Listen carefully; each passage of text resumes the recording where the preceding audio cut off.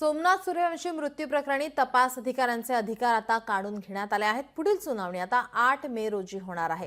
सोमनाथ सूर्यवंशी मृत्यू प्रकरणी आता तपास अधिकाऱ्यांचे अधिकार काढून घेण्यात आले आहे। या प्रकरणी आता 8 मे रोजी सुनावणी होणार आहे।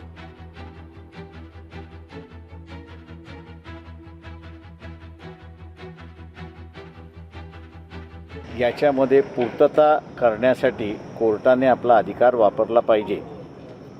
त्या संदर्भातला असणारा चर्चा आणि त्या संदर्भातला विचारविनिमय त्या ठिकाणी होईल कोर्टासमोर।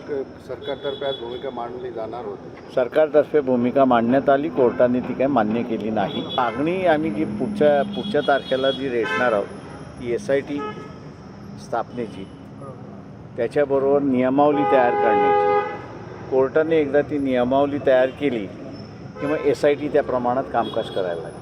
135 दिवस झाले पर सरकारने अजून पण आमचं दखल घेतला नाही आणि सरकार आम्हाला न्याय दिला नाही आणि आता आम्हाला कोर्टच न्याय देईल।